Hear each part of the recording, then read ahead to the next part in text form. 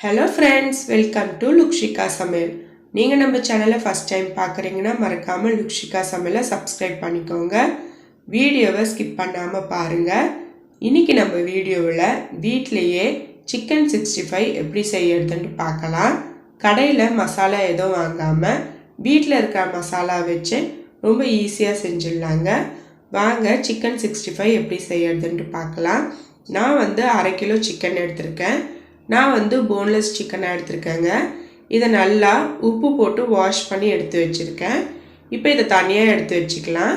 ஒரு மிக்சிங் பவுலில் 2 table spoon தயிர் சேர்த்துக்கலாம். கூடவே ஒரு முட்டை சேர்த்துக்கலாம்.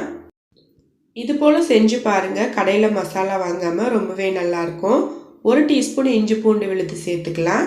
தேவையான அளவு உப்பு சேர்த்துக்கோங்க. நான் 1 டீஸ்பூன் சேர்த்துக்கிறேன். 2 டீஸ்பூன் மிளகாய்த்தூள், தனி மிளகாய்த்தூள் சேர்த்துக்கோங்க.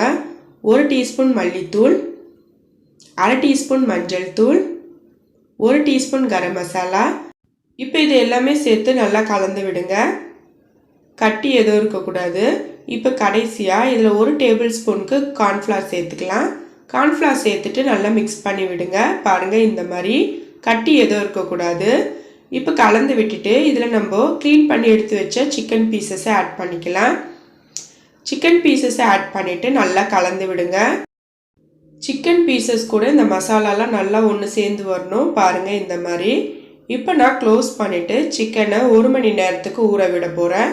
உங்களுக்கு டைம் இருந்தால் நீங்கள் 1 மணி நேரத்துலேருந்து 2 மணி நேரம் வரைக்கும் ஊற விடுங்க. இப்போ 1 மணி நேரம் ஆயிடுச்சு. ஓப்பன் பண்ணி பார்க்கலாம். இப்போ பாருங்கள், நல்லா ஊறி இருக்குது. இப்போ நம்ம ஸ்டவ் ஆன் பண்ணிவிட்டு கடாயில் எண்ணெய் ஊற்றி ஹீட் பண்ணிக்கலாம். ஸ்டவ்வை மீடியம் ஃப்ளேமில் வச்சுக்கோங்க.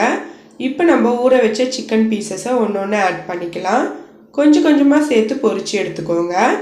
இப்போ பாருங்கள், சேர்த்துட்டு கொஞ்சம் நேரம் கழித்து இந்த மாதிரி திருப்பி விடுங்க.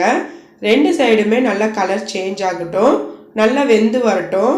பாருங்கள், இப்போ நல்லா கலர் சேஞ்ச் ஆகியிருக்கு. பார்க்கும்போதே தெரியும். அவ்வளோதாங்க, நம்மளோட சிக்கன் 65 சூப்பராக ரெடி ஆயிடுச்சு.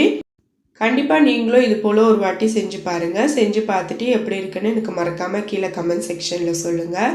இந்த வீடியோ உங்களுக்கு பிடிச்சிருந்தால் லைக் பண்ணுங்கள், ஷேர் பண்ணுங்கள். மறக்காமல் லுக்ஷிகா சமையலுக்கு சப்ஸ்கிரைப் பண்ணிக்கோங்க. நன்றி, வணக்கம்.